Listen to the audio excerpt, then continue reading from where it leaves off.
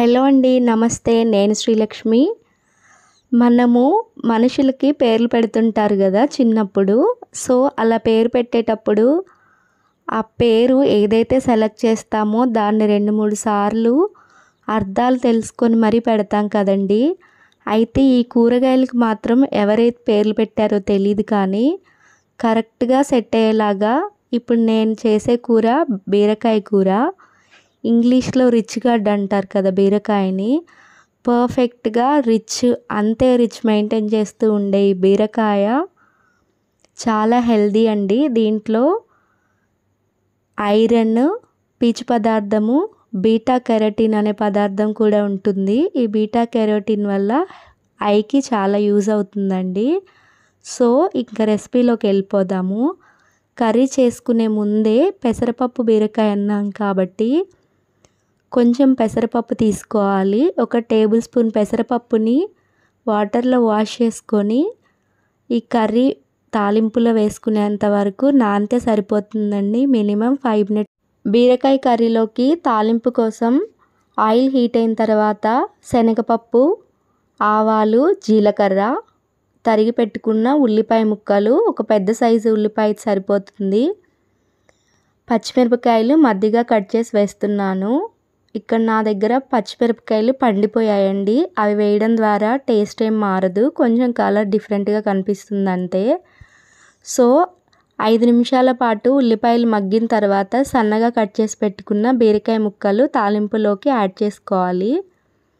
దీంట్లోనే పసుపు వేసి మంచిగా మిక్స్ చేసుకోవాలండి. మిక్స్ చేసుకొని లిడ్ పెట్టి ఒక 10 నిమిషాల పాటు బీరకాయ ముక్కల్ని మగ్గనివ్వాలి. ఏ ఇగురు కూరలకైనా వెజిటేబుల్ ముక్కలు సన్నగా కట్ చేసుకోవడం ద్వారా అన్నీ ఈవెన్గా కుక్ అయ్యి అండ్ ఫాస్ట్గా కూడా ఉడుకుతాయండి. అందుకని వీలైనంత సన్నగా కట్ చేసుకోవడం మంచిది కూరగాయ ముక్కలు. లిడ్ పెట్టి 10 నిమిషాల తర్వాత ఆ నీళ్ళు దిగుతాయి కదండి, బీరకాయలు ఉండి ఆవిరి వస్తుంది కదా.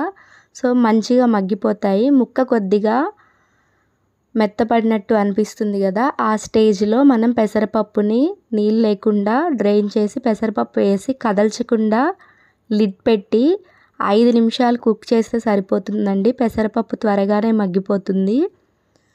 దీనిలోకి రుచికి సరిపడా ఉప్పు, రుచికి సరిపడా కారం వేస్తున్నాను. పచ్చిమిరపకాయలు ఎక్కువ వేసుకుంటే ఏ కూరలోకైనా కారం వేసుకునేటప్పుడు చూసుకొని వేసుకోవాలండి. ఉప్పు కారం వేసి మంచిగా మరొకసారి కలుపుకోవాలి. లిడ్ పెట్టి 5 నిమిషాలు కుక్ చేసుకుంటే ఈ పెసరపప్పు బీరకాయ కూడా రెడీ అయిపోతుంది. పెసరపప్పు మరీ మెత్తగా ఉడకాల్సిన అవసరం లేదండి. అది కొంచెం పొడపల్లాడుతూ ఉంటేనే తింటున్నప్పుడు ఆ క్రంచీ అయితే ఉండదు కానీ కొంచెం చంకీగా బాగుంటుంది. లిడ్ పెట్టి ఎగ్జాక్ట్ 5 మినిట్స్ కుక్ చేస్తే సరిపోతుందండి. మన టేస్టీ బీరకాయ పెసరపప్పు కూడా రెడీ అయిపోయింది. ఇది చాలా అంటే చాలా హెల్దీ అండి. దీంట్లో పొటాషియం, మ్యాగ్నీషియం కూడా ఉంటాయి. స్టవ్ ఆఫ్ చేసి 1 నిమిషం అలా వదిలేసి సర్వ్ చేసేసుకోవచ్చండి. అంతే, పొడపల్లాడుతూ బీరకాయ పెసరపప్పు కూడా రెడీ అయిపోయింది. థ్యాంక్స్ ఫర్ వాచింగ్ అండి. మీలో ఎవరైనా మన ఛానల్ ఫస్ట్ టైం చూస్తున్నట్లయితే ప్లీజ్ డూ సబ్స్క్రైబ్ అండి. ఈ వీడియో మీకు నచ్చినట్టయితే లైక్ చేయండి. మీ ఫ్రెండ్స్కి ఎవరికైనా ఈ కర్రీ షేర్ చేయాలని మీకు అనిపిస్తే షేర్ చేయండి. ఇలాంటి మరీ simple and easy daily recipes కోసం మన ఛానల్ ఫాలో అవ్వండి.